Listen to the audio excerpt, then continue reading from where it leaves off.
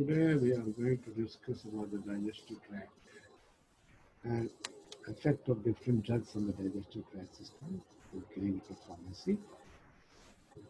Non-steroidal painkiller. You know what are the non-steroidal, which is not steroid in nature, like diclofenac sodium, aceclofenac sodium, ibuprofen, mefenamic acid. These are all non-steroidal painkillers. And corticoids are well known as well as steroids separately are well known to cause stomach ulcer, especially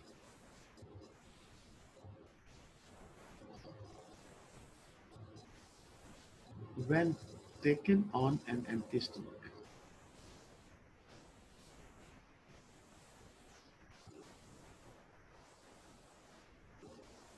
Bisphosphonates used in the treatment of osteoarthritis like alendronate sodium can cause osteophyseal ulcers and are advised to be taken in an upright position. This is a very specialized drug. It's a new introduction into the market, took about 15 years, that to treat a woman with osteoporosis after the menopause stage, you know that there is a decrease of estrogen hormones in the body of a female, and there is a stoppage of the menses and menopause because of that. And estrogen is responsible for the deposition of calcium on the bone. So it's very prone, these females are very prone to osteoporosis, and initially they were treated with estrogens. But the new treatment introduced into the market with a group of the drugs known as bisphosphonates, and one of the most famous salt in bisphosphonates is alendronate sodium.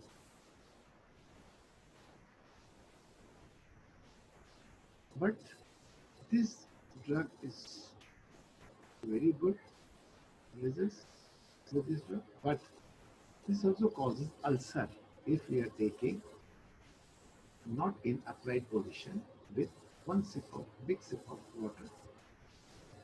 This is not allowed to take with any juice, milk, and any other drinks, because if it's stuck into the esophagus, it will cause ulcer. Diarrhea can be caused by nearly every oral drug like iron salts. Loperamide can cause constipation, which is one of the drugs. The liver is the site for detoxification. Liver try to remove the toxification, detoxify the drug, remove the toxic effect of the drug. Some drugs, however, affect the liver, causing serious problem.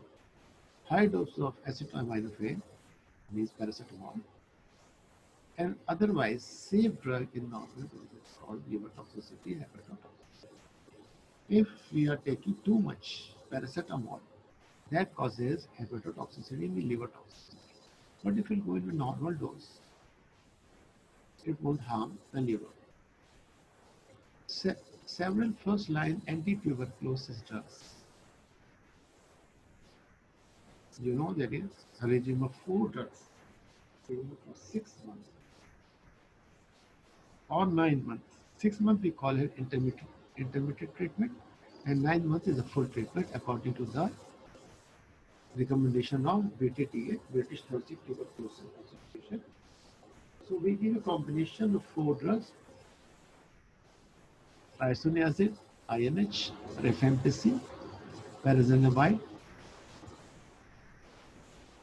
and ethambutol, which is not mentioned over here. Because these 3 drugs, because ethambutol doesn't cause liver damage, but INH, rifampicin, and pyrazinamide causes liver damage. And reduce the option for the treatment of tuberculosis in these patients. If any patient suffering from liver cirrhosis or hepatitis cannot be these antibiotic because it will lead to the hepatotoxicity. Amiodarone, methotrexate, anti-cancer drugs, and valproic acid are some of other hepatotoxic drugs. These drugs should be avoided in alcoholics and other patients who already suffer from liver disease. Troglitazone, an anti-diabetic medication, was withdrawn due to the liver damage. So it's easy to select a drug, but selection should be very carefully because efficacy is acceptable, but side effect is not acceptable. Adverse effect is not acceptable. So at the time of the selection of medication for the treatment of any disease, you have to see two things: risk and benefit both. Not only the benefit, risk also. Genital and urinary tracts, the drugs which affect on male and female genitalia and urinary tracts. Drugs can affect different part of the kidney, causing a number of kidney disorders. These include glomerulonephritis, means inflammation of the glomerulus, which is present in the bone capsule, which may be caused by the drug like the penicillin. Penicillin is very famous drug, very good antibiotic. And penicillin derivatives, what are the penicillin derivatives? Ampicillin, amoxicillin, fluoxetine, three derivatives we derive from the penicillin, which is very effective in gram-positive against the gram-positive organism. Then NSAID, non-steroidal anti-inflammatory. Then we use gold in arthritis, lithium in depression, or suicide tendency patients, which is psychic patients, and adrenaline, which is a bronchodilator. Acute tubular necrosis caused by the drug like aminoglycosides and amphotericin B, and acute interstitial nephritis by the penicillin, NSAIDs and rifampicin. Cyclosporine and tacrolimus can cause chronic kidney failure. So you can see that we are recommending drugs for the benefit of the patient, and those drugs are causing severe side effects. So we have to be very careful while prescribing any medicine. Being a pharmacist, you must have the knowledge of all such drugs which are affecting on your kidney or other genital system, male and female. Damage to the kidney may reduce the excretion of several drugs through the urine. Hence, these drugs may need to be avoided or may require dose adjustment. And when you change the drug, or you reduce the dose, adjust the dose. Erectile dysfunction is a side effect of the drug like thiazide diuretics and antidepressant. So now you can see here, it's interfering in your family life. So it's affecting on the male erectile dysfunction. And thiazide diuretics are the diuretics which affect on the proximal tubule of the nephron, and it has got about 14 hours duration action, less depletion of the potassium. It's not a loose diuretic like furosemide. And thiazide is used along with the beta blockers in hypertensive patients. So we have as well as antidepressants like monoamine oxidase inhibitors, like tricyclic groups, like serotonin antidepressants. So these drugs also affect on your sexual life. Blood, some drugs affect on the blood. Drugs can produce anemia, reduce RBCs by reducing the production of the red blood cells by bone marrow, because red blood cells are produced in bone marrow. Where is the bone marrow? It is present in our long bones like our thigh bone, our leg bone, or our humerus or ulnar radius.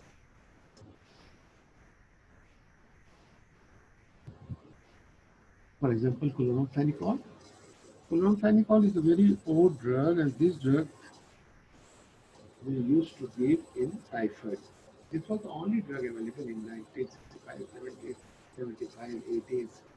This was the only drug of choice to treat the typhoid. Then they have introduced ciprofloxacin, ofloxacin, and that has become the choice of typhoid. Then after that, certain period of time, in 1998, 97, 96, they have introduced another group, which is the cephalosporin group, and cefaxime and ceftriaxone. Ceftriaxone is the injectable form, and cefaxime is the oral form. It is very effective in typhoid.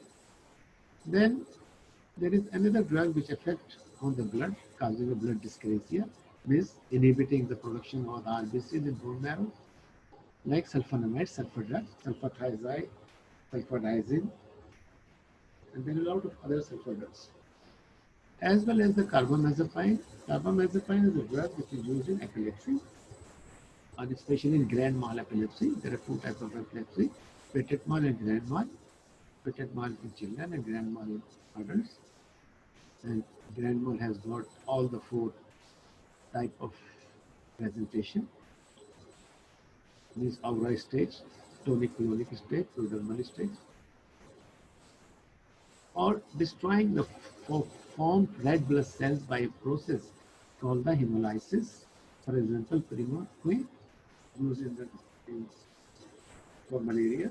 It causes the hemolysis, breaking down of the RBCs. Penicillin is sulfonamide. Hemolysis is particularly a problem in patients with a deficiency of an enzyme called the glucose 6-phosphate. This hemolysis takes place if you are giving a patient who is already glucose 6-phosphate deficient. Some drugs reduce white blood cells count and increase the chances of suffering from the infection. These includes some drugs reduces the white blood cells. We call it leukopenia, and increase the chances of suffering from infection because WBCs have got six types of cells: eosinophil, basophil, lymphocyte, monocyte, plasma cell, and these cells are responsible for defending the body from the external organisms, bacteria and other. So, if you suppress WBCs through methimazole, phenylbutazone, which is anti-inflammatory drug, and clozapine, which is antidepressant, then it will causes leukopenia or thrombocytopenia. Heparin has been associated with the thrombocytopenia, means decreasing the platelet, because heparin is anticoagulant. Heparin is injectable form and warfarin is in oral form. A condition that lower the platelet counts in the blood and increase the chances of bleeding. So we have seen that the drug when we select should be checked. What is the effect of the drug on skin? What is the effect of drug on the lungs? What is the effect of drug on digestive system? What is the effect of the drug on genital and urinary tract system? What is the effect of drug on the male and female sexual uh, system, means reproductive system, or what is the effect of the drug on blood? Now we'll see bone, effect of drugs on bone. Long-term use of the glucocorticoids can weaken bone, causing osteoporosis and increasing the risk of fracture. Means, for example, a patient is continuously taking corticosteroids. For example, Ventite or dexamethasone. A patient who has asthma, mostly they use corticosteroids. We give 5 milligram of dexamethasone, about 30 milligram in a day, 24 hours. And in that, if he is taking continuously this drug to overcome the asthma, maybe about a week or two, so you can calculate it for 7 days, 30 milligrams, means 7 days, 20, 210 milligrams.